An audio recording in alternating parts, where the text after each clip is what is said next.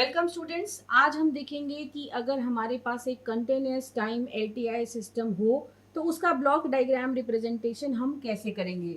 Block diagram representation यानी जो mathematical representation आपको सिस्टम का दिया गया है उसका पिक्टोरियल रिप्रेजेंटेशन जब हम करते हैं तो उसे कहा जाता है ब्लॉक डायग्राम रियलाइजेशन। चूंकि आपका सिस्टम कंटिन्यूअस टाइम सिस्टम है तो उस केस में आपको सिस्टम की इक्वेशन दी गई होगी जो एक डिफरेंशियल इक्वेशन होगी। इस डिफरेंशियल इक्वेशन का जब आप पिक्टोरियल रिप्रेजेंटेशन करेंगे तो हम कहेंगे कि हमने उसके लिए ब्लॉक डायग्राम बनाया है। अब इस रिप्रेजेंटेशन के लिए हमें जिन जिन एलिमेंट्स की जरूरत पड़ती है, जो बेसिक एलिमेंट्स एक कंटिन्यूअस टाइम सिस्टम के ब्लॉक डायग्राम रिप्रेजेंटेशन में यूज होते हैं। सबसे पहले हम यूज करते हैं एक एडर, क्योंकि डिफरेंशियल इक्वेशन है तो उस केस में हमें टर्म्स को जोड़ना होता है। उस केस में हम यूज करते हैं एडर को। दूसरा बेसिक एलिमेंट जो हम यूज करते हैं वो है कांस्टेंट मल्टीप्लायर। कांस्टेंट मल्टीप्लायर जिसे हम गेन एलिमेंट भी कहते हैं, उसका यूज किया जाता है ब्लॉक डायग्राम रिप्रेजेंटेशन में। इसके बाद चूंकि हमारे पास जो कंटिन्यूअस टाइम सिस्टम है उसकी डिफरेंशियल इक्वेशन सिस्टम इक्वेशन होती है, यानी कि आपको जो सिस्टम इक्वेशन दी जाएगी वो कुछ इस फॉर्म में रहेगी। हम एक एग्जाम्पल लेते हैं यहाँ पे कि हमारे सिस्टम की इक्वेशन है d y t by d t plus y t is equals to 3xt। अब ये एक डिफरेंशियल इक्वेशन है जिसको इम्प्लीमेंट करने के लिए हमें एडर और कांस्टेंट मल्टीप्लायर की रिक्वायरमेंट तो है ही, साथ में हमें ज़रूरत पड़ेगी एक डिफरेंशिएटर की जो सिग्नल को डिफरेंशिएट करके हमें दे सके।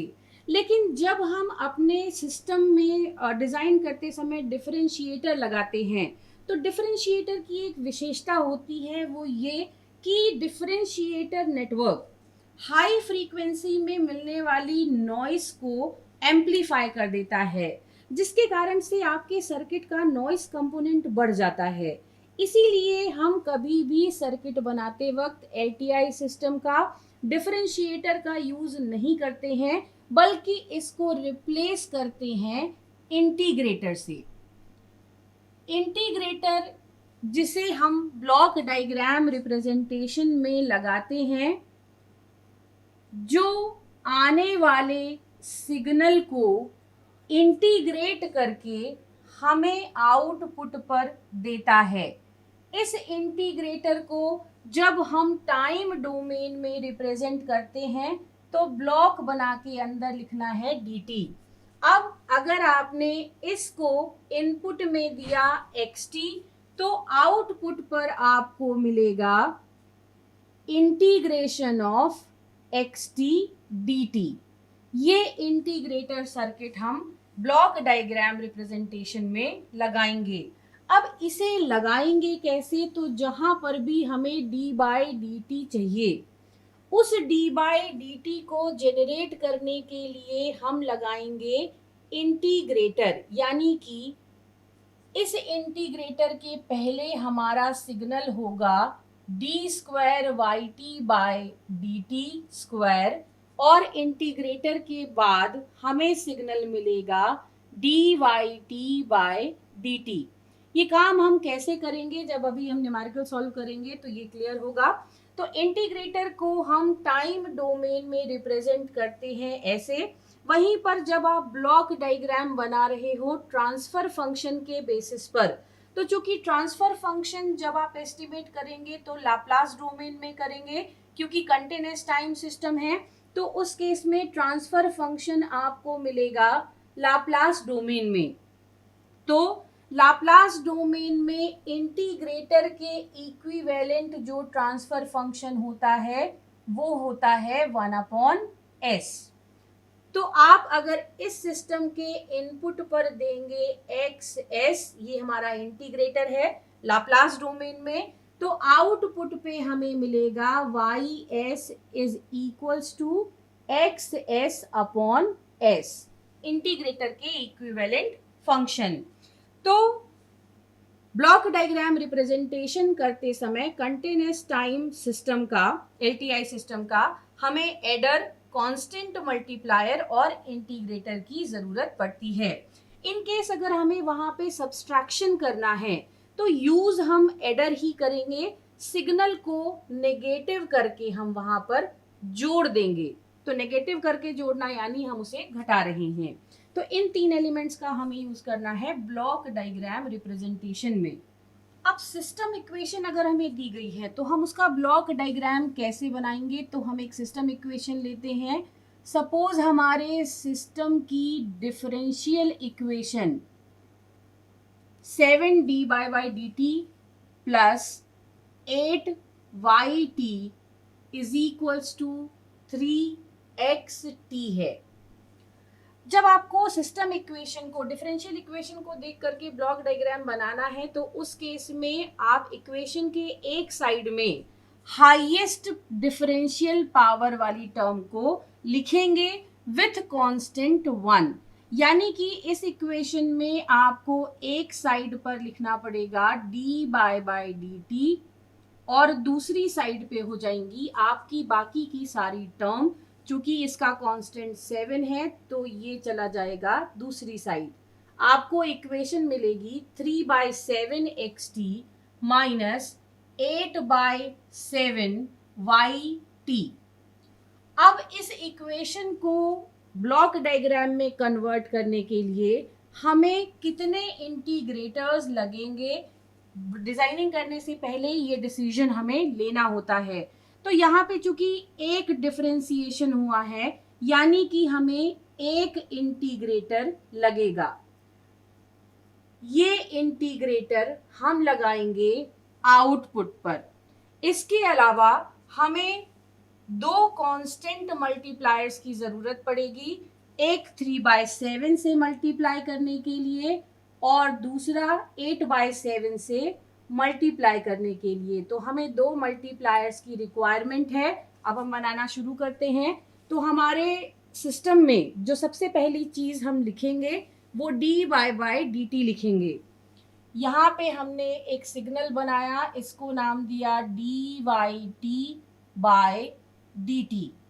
और इसके बाद यहाँ पर लगाया एक इंटीग्रेटर। चूंकि एक ही डिफरेंशिएशन हुआ है तो एक ही इंटीग्रेटर की हमें ज़रूरत है, तो हमने इसे लिखा इंटीग्रेटर, जैसे इंटीग्रेशन को हम रिप्रेजेंट करते हैं। इसके बाद चूंकि इंटीग्रेटर के इनपुट पर dyt/dt है तो इंटीग्रेटर के आउटपुट पर हमें मिल जाएगा yt। इसके बाद हमारा जो dyt/dt है, ये सिग्नल है, ये किस किस से मिलकर बना है? तो ये xt में इनपुट सिग्नल में 3/7 का मल्टीप्लिकेशन किया है हमने। इनपुट सिग्नल हमने लिया अपने सर्किट का एक्सटर्नल, इसमें हमने मल्टीप्लाई किया है कांस्टेंट से 3/7। इसके बाद जो आउटपुट सिग्नल yt है उसमें मल्टीप्लाई हुआ है -8/7। क्योंकि हम सिर्फ एडर लगा रहे हैं तो नेगेटिव साइन को हम 8/7 के साथ ले रहे हैं। तो ये हमारा yt है। yt से हमने एक फीडबैक पाथ लिया। फीडबैक पाथ यानी वो पाथ जो आउटपुट से इनपुट की तरफ जाता है। तो yt से हमने एक फीडबैक पाथ लिया और उसमें कांस्टेंट मल्टीप्लायर यूज किया -8/7 का।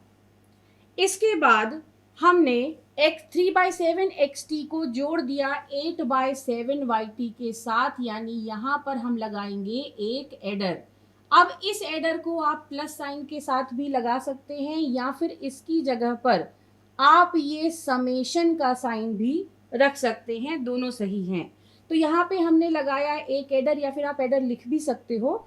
तो एडर लगाया और इस एडर के एक इनपुट पर ये वाला सिग्नल आएगा, दूसरे इनपुट पर ये वाला सिग्नल आएगा और इसके बाद ये पूरा सिग्नल जुड़ने के बाद dyt/dt के बराबर होगा। तो हम इसे आगे ऐसे कनेक्ट कर देंगे।